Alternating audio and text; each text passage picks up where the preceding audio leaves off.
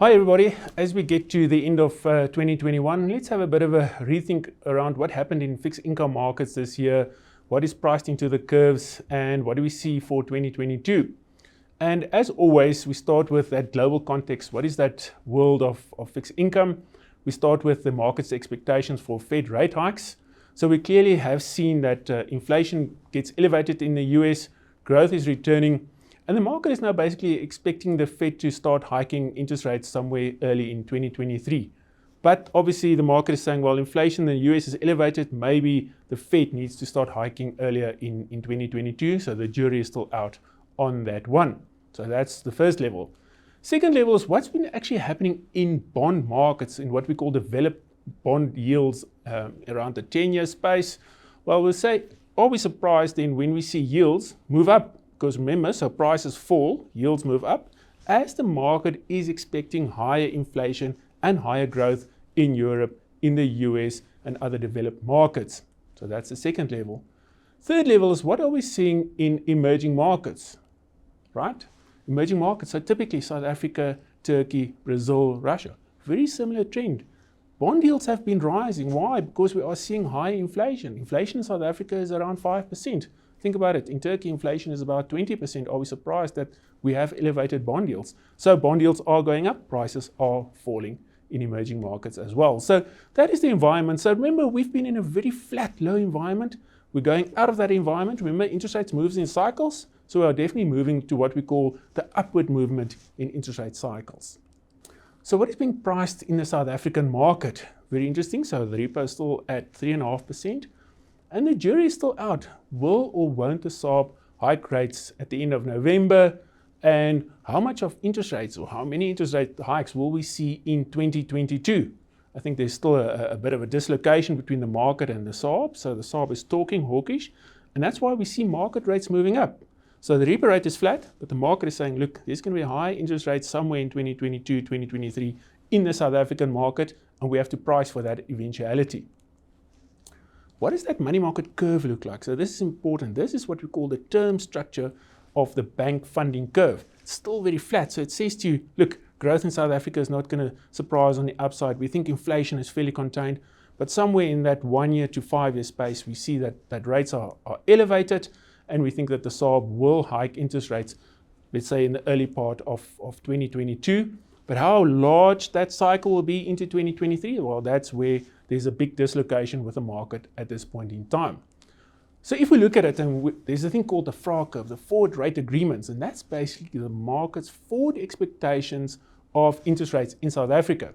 What does it mean and what does it say at the moment? It says, well, the market thinks that the SARB is going to be very hawkish around interest rates over the next 2 years, and there will be about 3% of interest rate hikes out to the end of 2023. Now, we think that's very overdone. Yes, the SARB will hike rates, but we don't think the South African economy can actually handle 3% of rate hikes. We think, yes, the SARB will hike, but they will probably hike around 150 basis points odd into 2023. Right. So let's move into the next market, what we call the credit market, the listed rated market. So what's happening in that credit space? So typically this is issuance by issuers, that's non-government, typically banks and corporates and parastatals.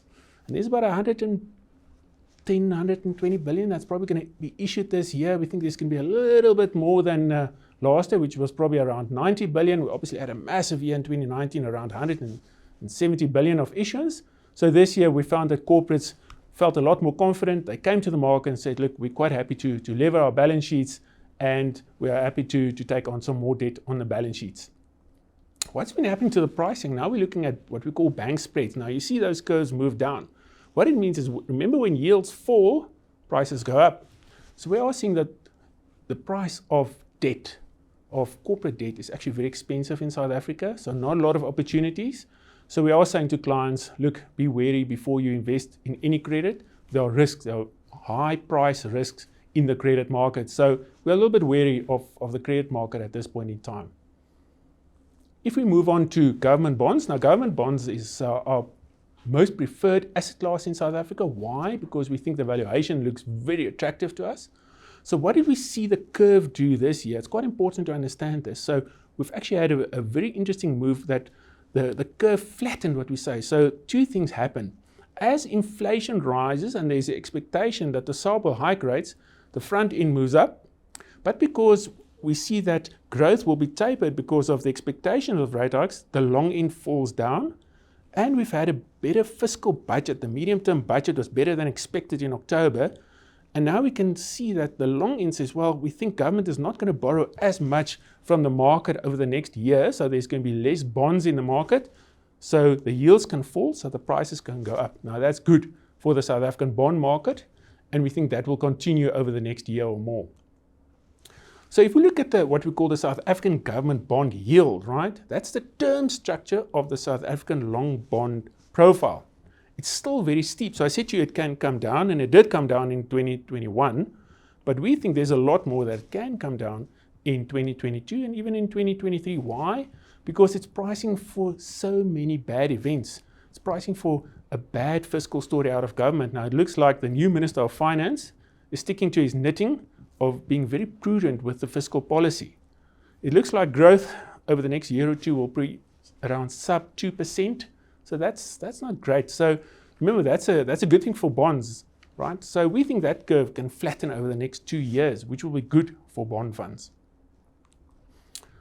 If we then look at the valuation, and there's a way that we build it up and we look at where's US Treasuries and where's our sovereign premium, where is the expectation for the market on inflation, plus a little bit of what we call a supply premium, we can see that currently, if we look at this model, it says, well, the fair value or the price that you should buy South African bonds should be around, call it 8.5, 860, right? Yet that bond is trading around 9.5% at this point in time. It means it's cheap. Even in 1 year's time, we're saying to you, we think the fair value is around 9.25%.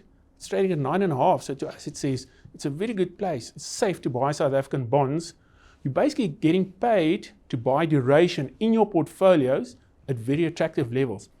If that model said to us, the 10-year bond yield is at 7.5%, we would have said to you, that is expensive and we would not be buyers of bonds. But now, at 9.5%, we think South African bonds is a good buy into portfolios. If we move on to our second preferred asset class, South African inflation bonds, what's happened to them? Remember I said to you, there was a lot of volatility when I showed you that graph around emerging markets. Bonds move up and down because currencies move up and down, and the commodity cycle moves the currencies, which moves the nominal bonds.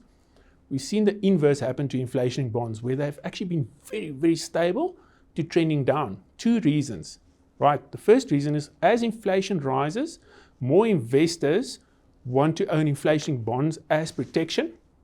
And the second part was as you get this fluctuation and currency volatility, investors want to rather own inflation bonds than nominal bonds. So we are not surprised to see that there's a strong rally in inflation bonds in South Africa. And we still think it continues. What does that curve look like? Once again, the term structure of South African long-term inflation-linked bonds, still very steep. So in South Africa, typically, your inflation curve would be very flat. At the moment, it's very, very steep, meaning it's pricing for a lot of negative news around inflation, Eskom, bad government finances. We think that is overdone, and we think there's good opportunities in South African real bonds. When that opportunity sits around 4.5%, we really think that locking some 4% real yields into a portfolio really makes sense for investors over the medium to long term. So what is the type of returns that investors in our funds can expect over the next 2 to 3 years? And as always, we start with inflation. So you probably heard from Sanisha. She thinks inflation will probably be around 4.5% over the next 2 to 3 years. So that's the peg in the ground. And we said to you, the SARB is only going to hike rates very slowly in 2022, 2023. So you're going to wait a long time sitting in cash before you get a real return. Remember, a real return is after inflation. So we think cash will give you that 4.5%, maybe 5% return over the next year or two. So, and after fees, it means you may not even have a real return.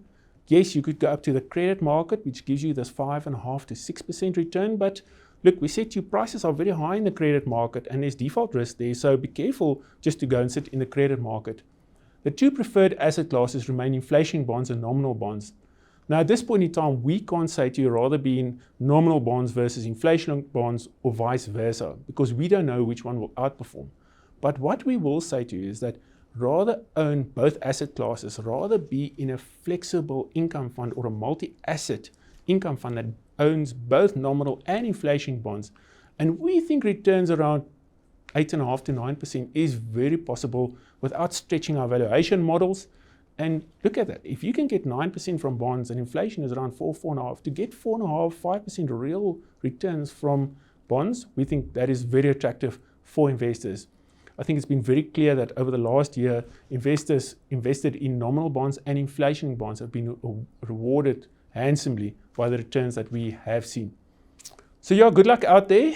Markets are tough, but as always, we look forward to seeing you in 2022 with all the happenings in the market. Thank you.